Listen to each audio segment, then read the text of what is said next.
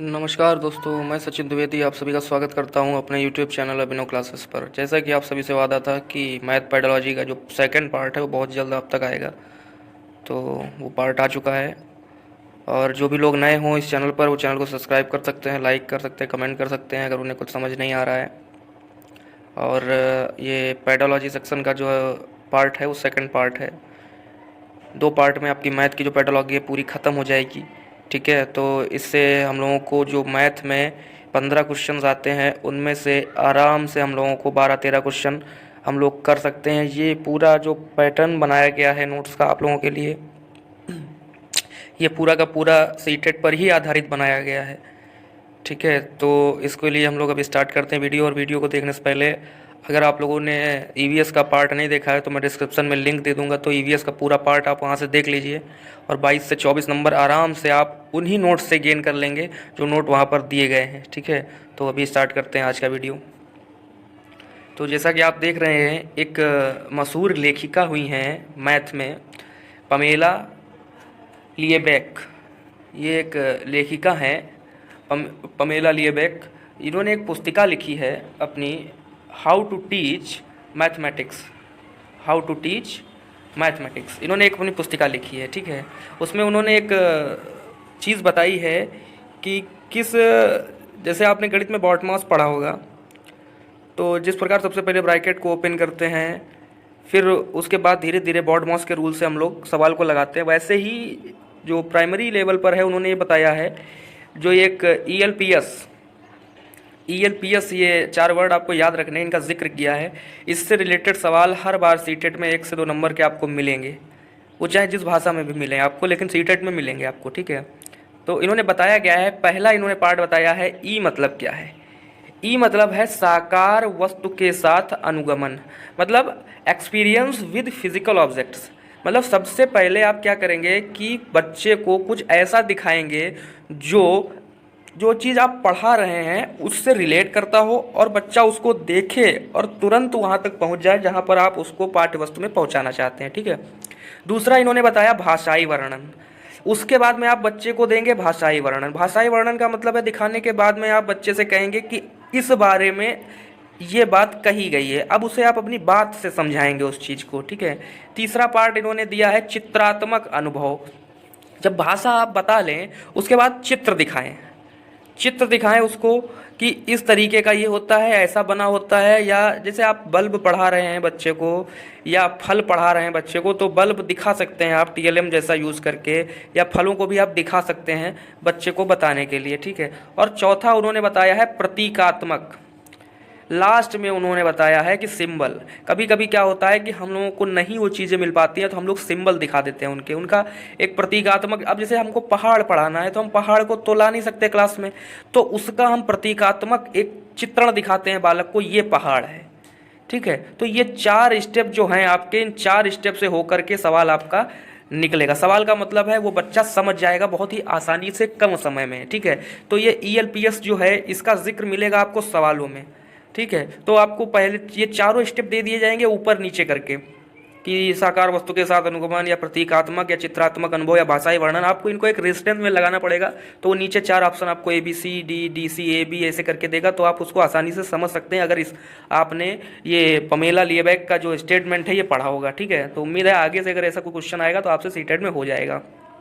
अब जैसे कि सभी सब्जेक्ट में टीएलएम होते हैं, वैसे गणित में कुछ टीएलएम है जो पूछे जाते हैं कि इन टीएलएम का प्रयोग किस प्रकार से किया जाता है। तो जल्दी से हम लोग जान लेते हैं। अबेकस, पिछली वीडियो में भी हमें बताया था कि अबेकस का प्रयोग लिखने में नहीं किया जाता कभी भी। इसका मुख्य प्रयोग क्या है? गणना, स्थानीय मान और पढ़ने में गिनतियों का प्रयोग कराने में। ठीक है, उसके बाद में आता है आपका 10 ग्राम।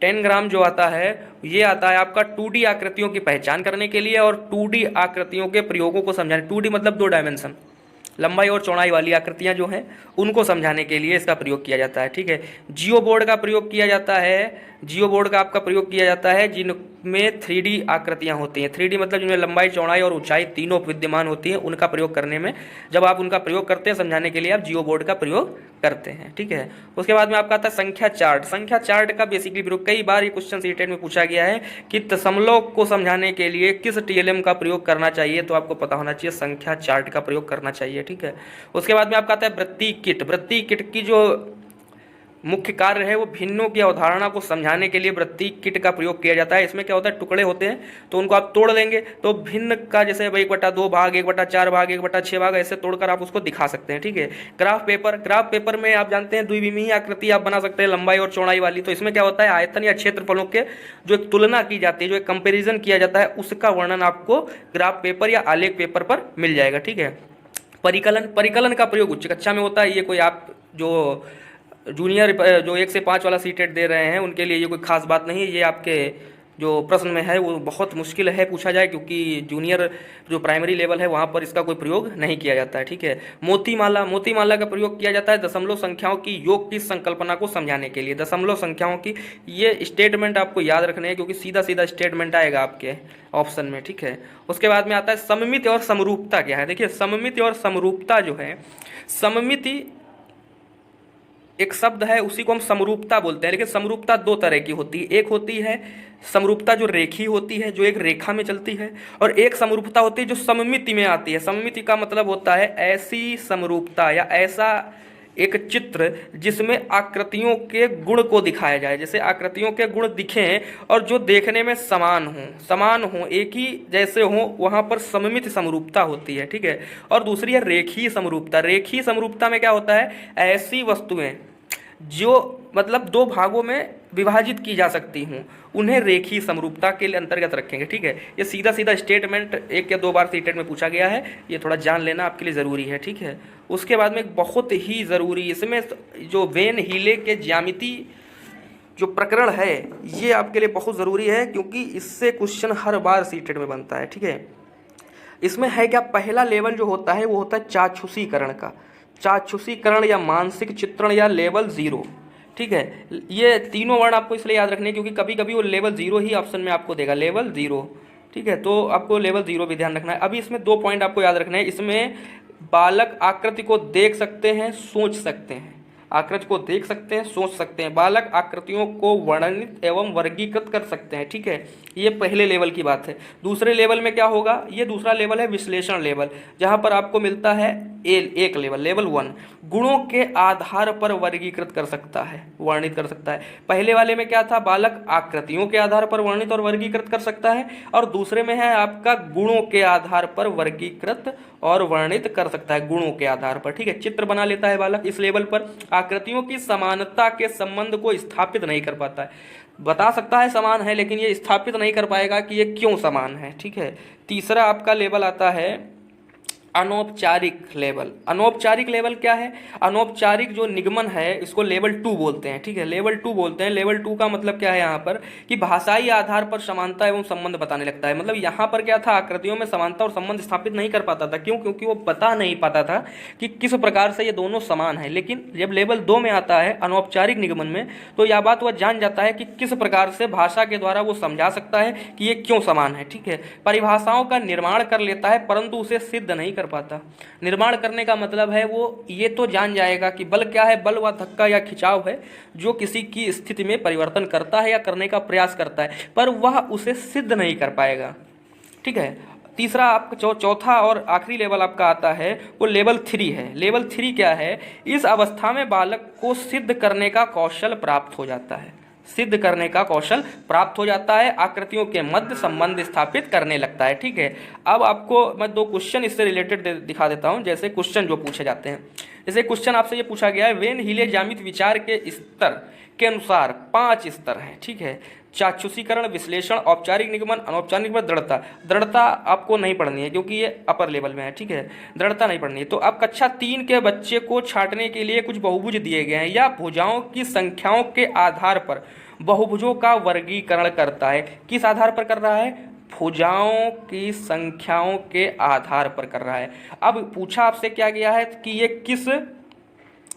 किस जो उसका जो लेवल है वह कौन से लेवल में है, ठीक है। तो जैसे आपने एक स्टेटमेंट ये पढ़ा कि वह भुजाओं की संख्या के आधार पर वर्गीकृत करता है। तो अभी हम लोग ये देखिए, ये स्टेटमेंट हमने पढ़ा था, आकृतियों को वर्णित एवं वर्गीकृत कर लेता है कहाँ पर, लेवल 0 में। आकृति भुजाएं बनेंगी, भुजाएं जो हैं भुजाओं से निर्मित आकृति होती है। तो आकृति का मतलब है ये यहाँ पर लेवल 0 की बात कर रहा है, मतलब ये यहाँ पर चाक्षुषीकरण की बात कर रहा है। ये 2016 का क्वेश्चन है, 17 का 16 या 15 का क्वेश्चन है, आप इसे चेक भी कर सकते हैं जाके, ठीक है, आपको मिल जाएगा। उसके बाद अगला एक क्वेश्चन और इसी से रिलेटेड है, ये वेन हीले ज्यामिति में जो ज्यामिति स्तर है उसके अनुसार विद्यार्थी आकृतियों को दिखावट के अनुसार वर्णित एवं वर्गीकृत कर लेता है। अभी मैंने दिखाया था आपको आकृति, इसमें तो सीधा सीधा स्टेटमेंट उसने लिख दिया है, ये देखिए सीधा सीधा कि बालक आकृतियों को वर्णित एवं वर्गीकृत करने लगता है। और यही इसने सीधे सीधे ऑप्शन में पूछा है कि दिखावट के अनुसार में वह उसे वर्गीकृत कर सकता है। तो ये जो है आपका चौथा स्तर 0 मानसिक चित्रण कह सकते हैं या इसे चाक्षुषीकरण कह सकते हैं। तो ये तो हो गया क्वेश्चन की, क्वेश्चन किस तरीके से आपसे पूछे जाएंगे, ठीक है। तो अभी 2 चीज़ें हमारी ये बच गई हैं, अभिसारी प्रश्न क्या होते हैं और अपसारी प्रश्न क्या होते हैं, ठीक है। अभिसारी प्रश्न जो होते हैं ये बंद अंत वाले प्रश्न होते हैं। बंद अंत वाले प्रश्न के लिए मैंने कल भी बहुत डिटेल में इसको बताया था कि बंद अंत वाले प्रश्न क्या है और खुला अंत वाले। जिनको जो नहीं देखा हो पिछला वीडियो, वो गणित का जो पहला पार्ट है वो देख सकते हैं जाके, वहाँ पर बहुत डिटेल में मैंने बताया है, ठीक है। अब इनको जो प्रकरण है वो जान लेते हैं कि बंद अंत वाले प्रश्न जो हैं उनको हम लोग अभिसारी कह सकते हैं, जिनका एक ही उत्तर होता है वो भी अभिसारी होते हैं। जो विचार रखने का अवसर आपको नहीं देते हैं वो भी अभिसारी हैं और उत्तर इनमें निश्चित होता है, ठीक है।